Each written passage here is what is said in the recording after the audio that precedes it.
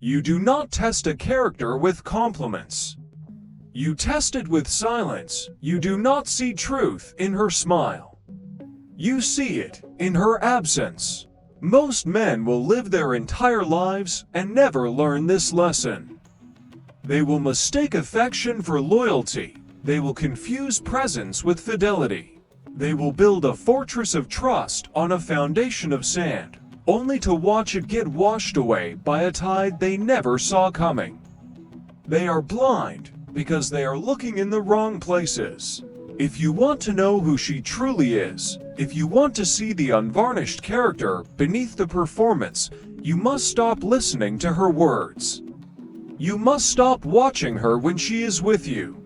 Instead, you must learn to observe to things quietly, closely, and without illusion.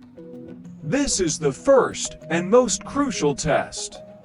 How she handles freedom when she believes no one is watching. A woman's truest self is not revealed in the spotlight. It is not found in the curated moments where eyes are on her, where social expectations shape her every move, her every word. That is a performance, and most people are very, very good actors. No, the truth is exposed in the quiet corners of her life. In the moments that go undocumented, unpraised, and unfiltered.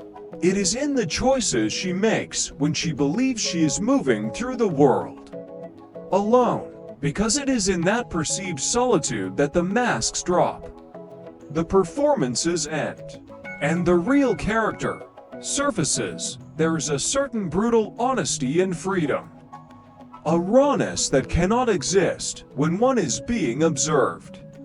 Some women and some men behave out of a need for image control, not from a place of internal conviction. They wear discipline like a borrowed suit, putting it on only when they know they will be seen in it. They speak of loyalty when an audience is present to applaud their words. But what happens when the audience leaves, when no one is clapping, no one is commenting, no one is watching? That is when integrity, or the glaring absence of it, quietly speaks. Does she use that freedom to blur lines, to entertain attention that does not belong to her, to engage in conversations and messages she would instantly hide if you were to walk into the room? Do not mistake this for liberation. It is betrayal, disguised as independence. The true strength of her character lies in the choices she makes when she is unmonitored. It exists in the private decisions, the ones you will never know about unless the truth, by some accident, slips through the cracks. You must ask yourself the hard questions. Does she seek validation in rooms you are not invited to? Does she require a constant stream of admiration from others to feel relevant, even if it risks what is sacred between you? If the answer is yes, then you are not dealing with a loyal partner. You are dealing with a person who is leasing affection to the highest bidder of the moment. Real character is invisible to the untrained eye. It is not found in how she smiles at you when things are good. It is not in the grand declarations of her devotion.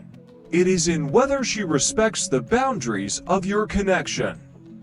Even when she is miles away, it is in how she speaks of you.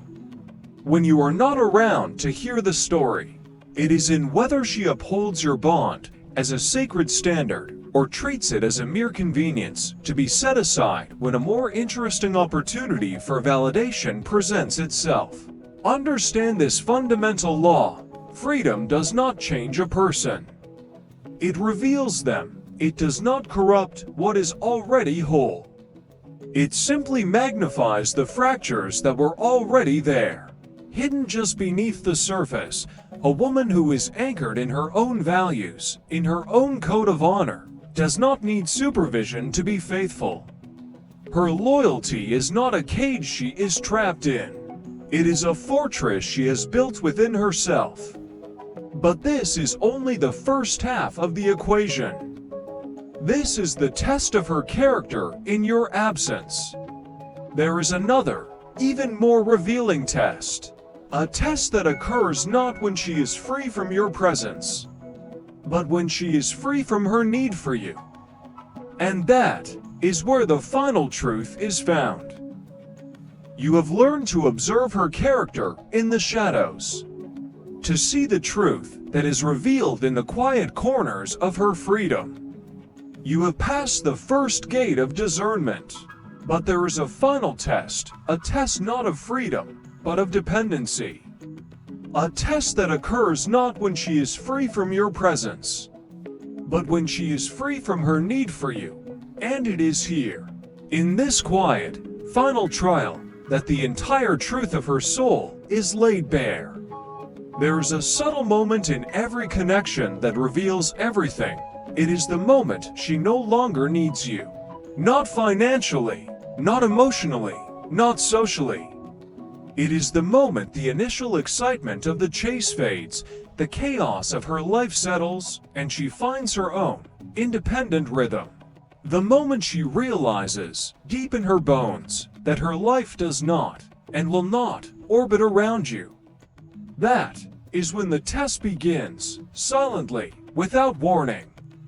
Some women, you will find, only know how to be kind when they are attached by a cord of need. Their softness is tied to a benefit, their affection is fueled by a gain.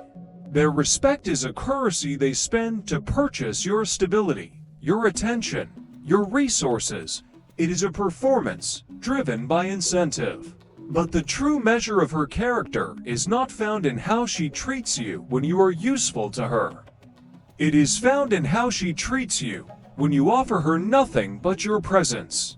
When she no longer depends on you for her smile, her stability, or her storyline. That is when her treatment of you becomes brutally, terrifyingly honest. It is stripped of all motivation. It is untouched by need, and what is left is either grace or a hidden, festering resentment. Watch for the shift. It is a change so subtle, the untrained mind will miss it. If her tone hardens the moment she stands on her own 2 feet. If her patience thins for the very quirks she once found charming, if her words become short, dismissive, and cold, then you must understand the truth. It was not love, it was leverage. There are women who will hold you gently when they need you. But the moment that need expires, you become disposable. Not because you have changed, but because your utility has run its course. This kind of shift stings, not because of the silence, but because of the contrast. The same woman who once admired your thoughts now avoids your voice. The same woman who once sought your presence now flinches from your energy. It is not a loud, dramatic betrayal. It is a slow, quiet poisoning, a gradual detachment. Her messages, once answered in moments, are now left unread for hours, then for days. Plans are canceled without guilt. Your presence in her life goes from being a priority to an afterthought. This subtle indifference is not an accident. It is a revelation. It is the final, unfiltered truth of a character that was transactional from the very beginning. You were a placeholder, a stepping stone, yet there are other women, rare and rooted in something deeper. Women whose character is not a currency, but a code. When their need for you dissolves, they do not change. Their respect does not falter. They do not rewrite the past just because they have outgrown the present. Their kindness was never a strategy, it is their nature. They may not need you, but they still see you. They still honor your presence. They still speak your name with softness. They still carry the history between you with grace, not with bitterness. For them, you were never just a stepping stone. You were a part of the story, and they do not burn the pages just because the chapter has ended. Their character does not inflate and deflate based on what you bring to the table. It is steady. It is graceful. It is intact. You will see the truth of her spirit, not in her most affectionate moments, but in the quiet, unguarded moments after detachment. When nothing binds her to you, when she is free to forget you, free to mistreat you without consequence. That is when you will know what kind of woman she truly is. That is when you will realize whether you were valued as a human being, or simply held as a convenience. Love is not hard to show when it is needed, but respect when it is no longer convenient. That is where the illusion falls apart, or the truth of a great soul steps forward.